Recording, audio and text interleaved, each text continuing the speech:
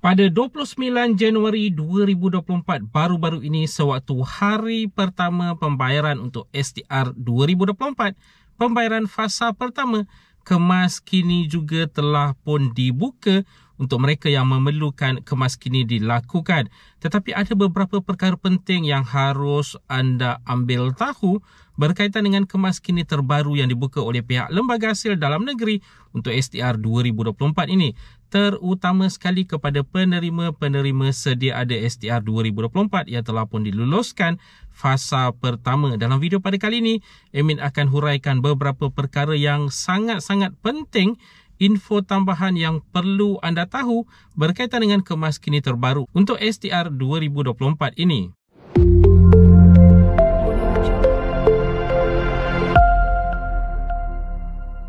Assalamualaikum, salam sejahtera. Jumpa lagi di channel Hairwan Nabi. Okay guys, kepada mereka yang belum lagi subscribe ke channel ini, jangan lupa tekan pada butang subscribe, tekan juga pada butang loceng.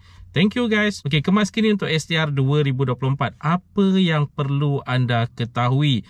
Okay, yang pertama sekali yang paling penting adalah untuk penerima sedia ada STR 2024 yang telah pun diluluskan fasa pertama. Anda tak perlu mengemas kini. Ingat tu, anda tak perlu mengemas kini kalau tiada apa-apa perubahan yang penting. Kalau perubahan asas sebagai contohnya nombor telefon, alamat email dan sebagainya, itu juga adalah optional, tidak wajib untuk dilakukan. Kalau anda merasakan anda ingin mengemas kini, anda boleh melakukan perkara tersebut menerusi secara dalam talian di bantuantunai.hasil.gov.my dengan cara log masuk ke dalam My STR ataupun di mana-mana cawangan Lembaga Hasil Dalam Negeri. Jadi perkara paling asasnya kalau anda dah diluluskan fasa pertama, kalau tak ada apa-apa yang perlu dikemas kini, yang penting tak perlu mengemas kini, tak perlu risau. Kerana secara teorinya anda telah pun lulus untuk pembayaran yang berikutnya, fasa kedua, ketiga dan keempat, dengan syarat ada bayaran untuk anda pada fasa-fasa tersebut. Kerana jumlah kelayakan keseluruhan itu telah pun tertera dalam sewakan status kelulusan. Jadi tak perlu mengemas kini. Okey, yang kedua yang ini juga sangat penting sebenarnya, kemas kini untuk maklumat akaun bank. Ini telah pun dinyatakan dengan jelas sekali dalam soalan-soalan lazim untuk kemas kini di bantuantunai.hasil.gov.my. Ada beberapa perkara yang perlu anda ambil maklum. Yang pertama, kalau katakanlah sebelum ini pada pembayaran fasa pertama, anda menggunakan akaun bank yang mana telah pun berjaya dikreditkan ke dalam akaun bank tersebut. Tetapi untuk fasa berikutnya, anda mengambil keputusan untuk menukar akaun bank.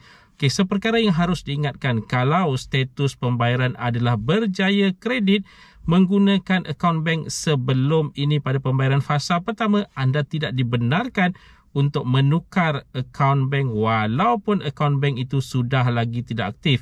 Ini bermakna sebagai contoh, kalau pembayaran fasa kedua nanti, akaun bank yang anda gunakan pada fasa pertama yang berjaya kredit itu, tetapi sekarang ini sudah tidak aktif ataupun mungkin telah pun ditutup atas faktor-faktor tertentu, pembayaran fasa kedua nanti masih lagi akan menggunakan akaun bank tersebut. Kalau gagal kredit nanti, barulah anda boleh mengambil tunai. Anda tidak dibenarkan untuk menukar kerana statusnya adalah berjaya kredit. Jadi ini yang sangat penting yang perlu anda ambil maklum. Jadi siapa yang dibenarkan untuk mengemas kini maklumat akaun bank ini? Okey, maklumat akaun bank ini hanya dibenarkan untuk dikemas kini, untuk ditukar kalau katakanlah status pembayaran fasa pertama anda gagal kredit. Kalau itu yang terjadi, anda dibenarkan untuk menukar akaun bank anda ataupun mengemas kini maklumat akaun bank anda secara dalam talian di bantuantunai.hasil.gov.my atau di mana-mana cawangan Lembaga Hasil Dalam Negeri.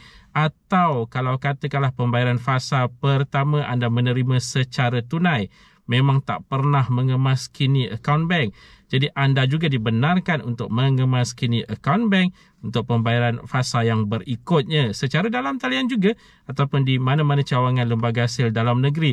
Jadi secara umumnya untuk pengemas kinian maklumat akaun bank ini, kalau fasa pertama berjaya kredit ke dalam akaun bank anda, anda tidak dibenarkan untuk mengemas kini akaun bank anda walaupun akaun bank itu telah tidak aktif ataupun ditutup ataupun sebagainya.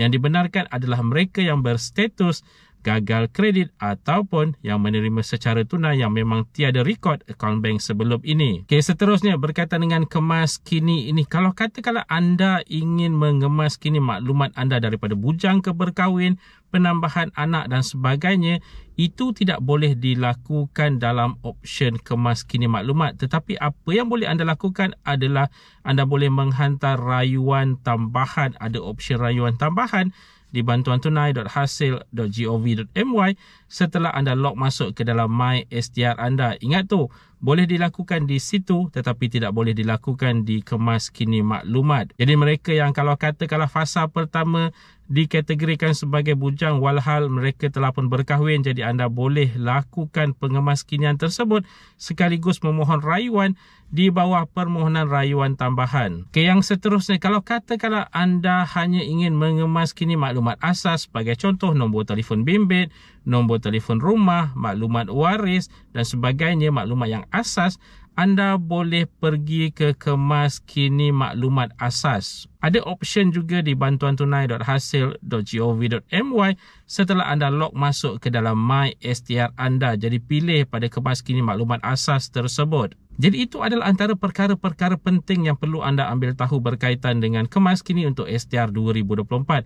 Secara umumnya bagi mereka yang telah pun diluluskan STR fasa pertama, anda tak perlu buat apa-apa berkaitan dengan kemas kini ini lagi, kecuali kalau katakanlah anda sebenarnya diletakkan dalam kategori yang salah, sebagai contoh bujang walhal anda telah pun berkahwin ataupun jumlah anak yang tidak menepati situasi semasa anda. Jadi itu boleh dilakukan di permohonan rayuan tambahan. Atau kalau katakanlah berkaitan dengan maklumat akaun bank yang mana fasa pertama status anda adalah gagal kredit ataupun anda tak pernah mengemas kini maklumat berkaitan dengan akaun bank anda, itu juga boleh dilakukan bagi anda. Tetapi bagi mereka yang berjaya kredit, anda tidak boleh menukar akaun bank anda.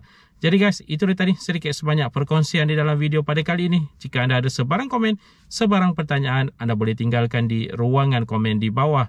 Dan kepada mereka yang belum lagi subscribe ke channel ini, jangan lupa tekan pada butang subscribe, tekan juga pada butang loceng. InsyaAllah kita berjumpa lagi di video yang akan datang. Stay safe, stay healthy. Assalamualaikum.